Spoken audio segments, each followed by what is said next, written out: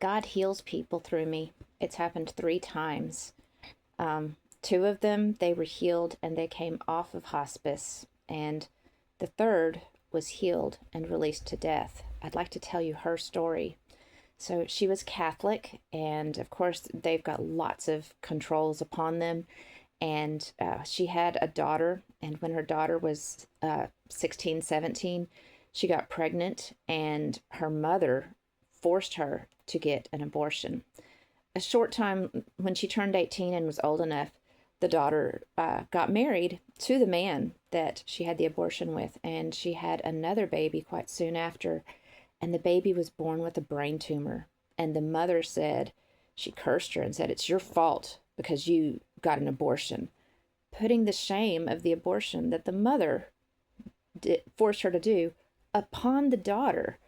And as she was dying, when I came to meet her, she had Parkinson's so bad that her fingers were curled up and pressing into her hands.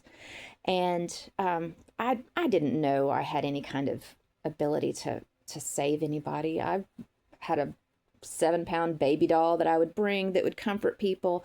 I sang songs. I didn't know what I was doing, but I knew she had a lot of unconfessed sin. That was the unconfessed sin that she confessed to me. And after she confessed that sin to me, and we both wept, we wept and sobbed together. I came back 2 weeks later for my regular visit, and this curling up in her hands, it had released.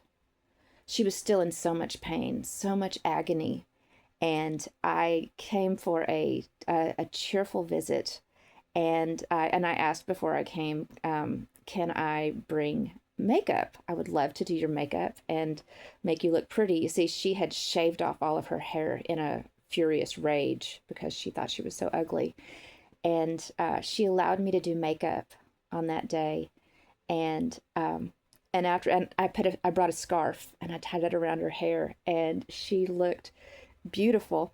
And whenever I took her picture, she asked to see it, and she's like, "I don't want anybody else to see this, but will you send it to my daughter?" And I did, and I bet that was her funeral book photo. Um, but that moment when Mama felt beautiful again, that started the healing between mother and daughter. I had one more visit after that, and I introduced a method. It's called the 20-second hug or the 7-second kiss. Magic happens when you hug somebody for 20 seconds. Endorphins are released, healing happens. And I can do that with anybody. But I don't go around 7-second kissing people because that just ain't right. But fortunately, she had a husband right there. And I asked him on this visit, I told him about the process, and I asked him, the husband, "When's the last time you kissed your wife?" And he goes, well, I kissed my wife. I was like, "You do?" And he was like, "Well, yeah, but," I said, "On the lips?" And he was like, "Well, there's breath and all that." And I was like, "I'm not talking about French kissing." But while I was talking to him, his wife was right there, and she had this mischievous grin on her face, and her eyes were glancing like this, and she looked exactly like her picture on her wedding day. She lusted that man. She loved him. And whenever I was there making sure she was going to get a really, really good kiss, she was excited. She wanted that kiss. She felt beautiful now. She'd restored the relationship with her daughter. And I could see little sparks between these people flying. And I was like, you know what? I think I'm going to get out of the way. I'll see y'all again in 2 weeks, and you can let me know how it goes.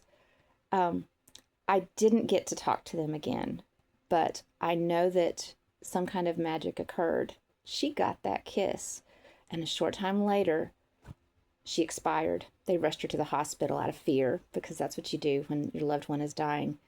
And she was released to heaven. She had her sins forgiven. She had no guilt or shame. And she knew that she was loved by her husband and by her daughter.